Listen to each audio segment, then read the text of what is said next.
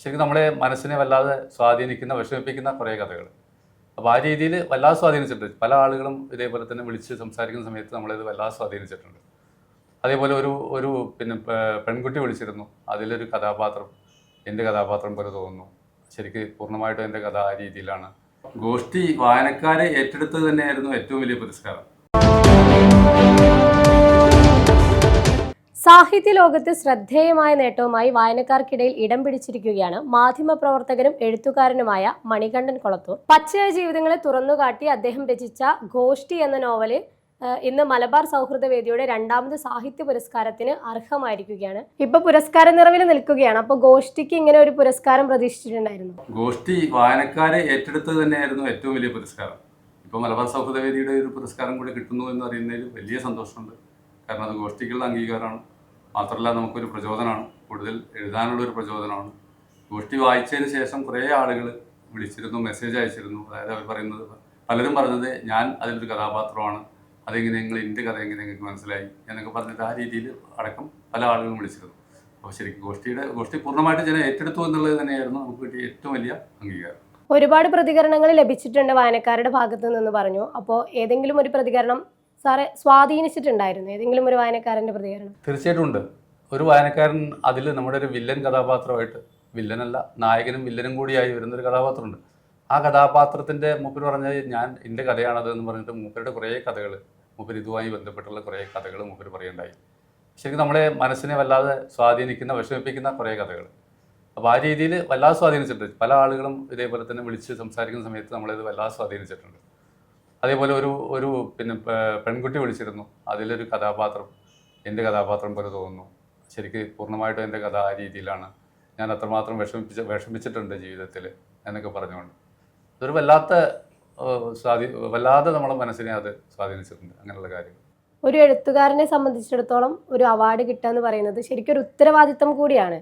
അപ്പോൾ എന്താണ് ഈ ഒരു അവസരത്തിൽ പറയാനുള്ളത്? തീർച്ചയായിട്ടും വലിയൊരു ഉത്തരവാദിത്തമായിട്ടാണ് തോന്നുന്നത്. ഇപ്പോൾ നമ്മുടെ ഉത്തരവാദിത്തം കുറച്ചുകൂടി കൂടി, നമ്മുടെ എഴുത്തിൻ്റെ വഴികളിൽ നമ്മൾ കൂടുതൽ ജാഗ്രത പാലിക്കണം എന്ന രീതിയിലുള്ള നമ്മുടെ ഉത്തരവാദിത്തം കൂടി എന്ന് തന്നെയാണ് നമുക്ക് അതിൽ തോന്നുന്നത്. ഗോഷ്ഠി വായിച്ചതിന് ശേഷം, അതേപോലെ ഗോഷ്ഠിക്ക് ഇങ്ങനെ ഒരു അവാർഡ് കിട്ടിയെന്ന് അറിഞ്ഞതിന് ശേഷം ഏതെങ്കിലും എഴുത്തുകാർ വിളിക്കുകയോ അഭിപ്രായങ്ങൾ പറയുകയോ ചെയ്തിട്ടുണ്ടായിരുന്നു? തീർച്ചയായിട്ടും ഉണ്ട്. നമ്മുടെ വള്ളുവനാട്ടിലെ, നമ്മുടെ സമീപ പ്രദേശങ്ങളിലുള്ള നമ്മുടെ സുഹൃത്തുക്കളായിട്ടുള്ള കുറേ സാഹിത്യരംഗത്ത് പ്രവർത്തിക്കുന്ന എഴുത്തുകാരായിട്ടുള്ള കുറേയേറെ ആളുകൾ അഭിനന്ദിച്ചിട്ടുണ്ടായിരുന്നു. നോവൽ വന്നതിന് ശേഷം അഭിനന്ദിച്ചവരുണ്ടായിരുന്നു. അതിന് പുറമെ ഇപ്പോൾ നമ്മുടെ ഈ അവാർഡ് കിട്ടിയതിന് ശേഷം ഒട്ടേറെ പേർ മെസ്സേജ് അയച്ചു, നേരിട്ട് വിളിച്ചു അഭിനന്ദിച്ചിട്ടുണ്ട്. കോഴിക്കോട് ഓറോ പബ്ലിക്കേഷൻസ് ആണ് ഗോഷ്ഠി പബ്ലിഷ് ചെയ്തത്. നമ്മൾ ഇതിനെക്കുറിച്ച് മുന്നേ നമ്മൾ ചെയ്തിട്ടുണ്ടായിരുന്നു, ഗോഷ്ഠിയെ കുറിച്ച് ഒരുപാട് സംസാരിച്ചതാണ്. അപ്പോൾ പബ്ലിഷേഴ്സിന്റെ ഭാഗത്തു നിന്നുള്ള ഒരു പ്രതികരണം എങ്ങനെയായിരുന്നു? ഓറാട്ടൈൽ പബ്ലിക്കേഷൻ ഈയിടെ പ്രസിദ്ധീകരിച്ച അവരുടെ സാഹിത്യ സൃഷ്ടികൾ, സാഹിത്യ പുസ്തകങ്ങളിൽ ഏറ്റവും ബെസ്റ്റ് സെല്ലേഴ്സ് ആയിട്ടുള്ള പുസ്തകങ്ങളിൽ ഒന്നായിരുന്നു നമ്മുടെ ഗോഷ്ഠി. ആ രീതിയിൽ അവരിപ്പോൾ ഈ അവാർഡ് വാർത്തി അവർ വളരെ സന്തോഷത്തോടു കൂടിയിട്ടാണ് അവർ സ്വാഗതം ചെയ്തത്. അവർ പ്രതീക്ഷിച്ചിരുന്നു, ഇത്തരം അവാർഡുകൾ അവർ പ്രതീക്ഷിച്ചിരുന്നു ഗോഷ്ഠിക്ക് എന്നുള്ള മട്ടിലാണ് അവരുടെ പ്രതികരണം വന്നത്. സാർ എഴുത്തുകാരനോടൊപ്പം തന്നെ ഒരു മാധ്യമ പ്രവർത്തകരും കൂടിയാണ്. അപ്പോൾ രണ്ടും തിരക്കിട്ട ജോലിയാണ്. എങ്ങനെയാണ് രണ്ടും ഒരുമിച്ച് കൊണ്ടുപോകുന്നത്? രണ്ടും ഒരുമിച്ച് കൊണ്ടുപോകാമെന്ന് മാത്രമല്ല, ഈ സമയത്ത് ശരിക്കും ഞാൻ മാധ്യമ പ്രവർത്തന രംഗത്ത് 25 വർഷം പൂർത്തിയാകുന്ന ഒരു വർഷം കൂടിയാണ്. ആ വർഷത്തിലാണ് ഈ രീതിയിലുള്ള ഒരു അംഗീകാരം കൂടെ കിട്ടുന്നത്. അതൊരു വലിയ സന്തോഷമുള്ള കാര്യമാണ്. അതേസമയം തന്നെ ഇത് രണ്ടും ഒരുമിച്ച് കൊണ്ടുപോകാൻ ശരിക്കും പ്രയാസമില്ല. ഞാൻ മുൻപ് സൂചിപ്പിച്ചിട്ടുണ്ട്, ആദ്യകാലത്ത് ഞാൻ എഴുതിയിരുന്ന ആളാണ്. അത്യാവശ്യം നന്നായിട്ട് എഴുതിയിരുന്ന, നമ്മുടെ ആനുകാലികങ്ങളിലൊക്കെ വന്നിരുന്ന ആളാണ്. പക്ഷെ പിന്നീട് മാധ്യമ പ്രവർത്തനങ്ങളിലേക്ക് തിരിഞ്ഞോട് കൂടിയിട്ട് വലിയ തിരക്കുകളായി. അപ്പോൾ ആ എഴുത്തിൻ്റെ ആ ഒരു എഴുത്തിലും നമുക്ക് ശരിക്കും പറഞ്ഞാൽ നമ്മുടെ ഒന്ന് നമുക്ക് കുറഞ്ഞുപോയി. പക്ഷേ ഇപ്പോൾ വീണ്ടും നമുക്കതിന് സമയം കിട്ടുന്നുണ്ട്, കുഴപ്പമില്ല. ഇപ്പോൾ കുറേ നമ്മുടെ അടുത്ത ഒരു ചെറുകഥാ സമാഹാരത്തിൻ്റെ ഒരു പണിപ്പുരയിലാണ്. അതിൽ 3 കഥകൾ ഇപ്പോൾ മലയാള മനോരമ ഓൺലൈനിൽ ഈ 3 കഥകൾ ഇപ്പോൾ പ്രസിദ്ധീകരിച്ചിരുന്നു. അപ്പോൾ അതിൻ്റെ ഒരു പണിപ്പുരയിലാണ് ഇപ്പോൾ ഉള്ളത്.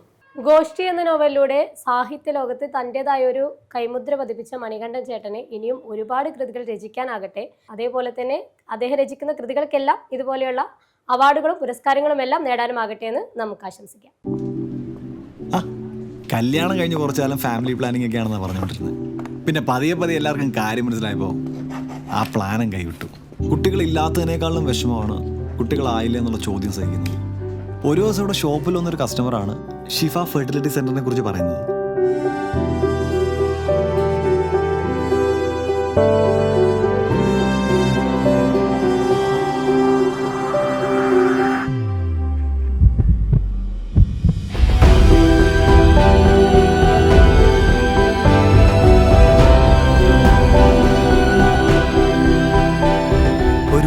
വിശേഷത്തിന് തുടക്കമാവുന്നു.